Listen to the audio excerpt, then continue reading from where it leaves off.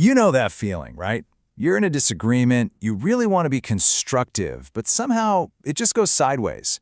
Well, today, we're going to fix that. We're going to connect the amazing theory from that Harvard Business Review article you read with the practical skills you've been working on. The whole point here is to give you the exact words you need to disagree effectively and, diplomatically, especially in professional English. Okay, let's start with this huge idea from your reading, and honestly, it might feel a little weird at first. The article basically argues that all your good intentions, your empathy, your curiosity, all that good stuff inside your head, it's completely invisible to the other person. The only thing that actually lands, the only thing that matters, it's your observable language, what you actually say out loud. So this is the big question, isn't it? I mean, it's one thing to be told, hey, be more curious, but what does that really sound like when you're in a meeting and the pressure is on? This whole explainer is about moving past that vague advice and giving you the concrete, specific language tools, the ones you've been practicing, to really level up your professional English. As the research in your article points out, just wanting to do the right thing often isn't enough.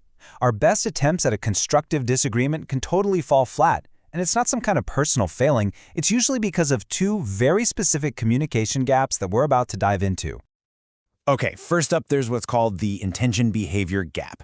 This is when we totally fail to translate what we're feeling on the inside into the right words on the outside. We intend to be curious and respectful, but then, under pressure, what pops out of our mouth sounds more like an attack. The article even notes that in research studies, people really struggle to turn their good intentions into genuinely curious questions. It's tough. And then there's the second problem, the behavior perception gap. Oh, this one is tricky. This is when you say something that you think is perfectly neutral, but the other person hears it as something totally negative. You might genuinely ask, why that approach? Just because you want to understand. But your colleague hears, wow, your approach is dumb. And what this shows is that ultimately, their perception of your words becomes the reality of that conversation. So, this brings us to the solution, right? The one presented in all your materials. To close both of these gaps, the one between your intention and your words, and the one between your words and their perception, we have to shift our focus. We got to move away from our invisible intentions and concentrate on the one thing that is observable and, most importantly, trainable, our language. This is how we turn the fuzzy idea of disagreeing better into a rock-solid, concrete skill. All right, let's open up the toolkit. Just like you've been practicing in your worksheet, we're going to focus on 3 incredibly powerful linguistic tools. Think of these as the specific techniques that take all that high-level advice from the HBR article and bring it to life in your actual day-to-day conversations. Our first tool is nominalization. Now, I know it sounds super academic and complicated, but it's actually really simple. It's just the process of turning a verb or an adjective into a noun. So, for example, instead of the action disagree, you talk about the concept of a disagreement. This tiny shift does something amazing. It makes the whole conversation less personal and more focused on the issue itself. Just look at these examples here. The change from the verb to the noun is so simple, right? Disagree becomes disagreement, collaborate becomes collaboration. But the impact is huge. When you shift from saying we collaborate to our collaboration, you instantly make the language more formal and you shift the whole focus of the sentence. And here you can see the effect in action. The before sentence, it's fine, it's perfectly clear. But look at the after sentence. It just sounds more strategic, more objective, more formal. By turning decide and consult into nouns, we're not really talking about what we are doing anymore. We're talking about an objective process. It's a subtle change, but wow, is it powerful. Okay, tool number 2 is hedging. And you gotta love hedging. It is like the secret weapon of diplomacy. As you saw in your worksheet, hedging is how we soften our statement so we don't sound so absolute or confrontational. It's how you can express a really strong opinion with what I'd call intellectual humility, leaving the door wide open for other people's perspectives. And here are some of your best friends when it comes to hedging. You've got modal verbs like might and could. They introduce possibility instead of just certainty. And then you have these great phrases like, it seems that, or from my perspective. These signal that you're sharing an observation, not stating some undeniable fact. These are absolutely essential for disagreeing without being disagreeable. I mean, just look at the night and day difference this makes. Your analysis is wrong. Boom. Conversation over. It just shuts everything down. But the hedged version, it opens the conversation right up. It uses it seems, it uses might be, and it reframes the whole problem from a personal attack to a collaborative task. This is a total game changer. Tool number 3, phrasal verbs. Now, please don't let their informal reputation fool you. Mastering the right phrasal verbs is absolutely critical for sounding fluent and natural in a professional English setting.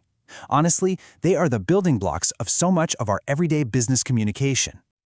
Your worksheet pointed out a few phrasal verbs that are just incredibly useful in disagreements. When you zoom out, you're helping everyone see the bigger picture. When you follow through on a promise, you build trust. And being aware of how you come across, well, that's the key to closing that whole behavior perception gap we were talking about earlier. All right, so we have our three tools: nominalization, hedging, and phrasal verbs. Now for the really fun part. Let's see how they all come together, how they put those HBR strategies into actual practice by breaking down that sample email from your worksheet. So check out the opening of this email.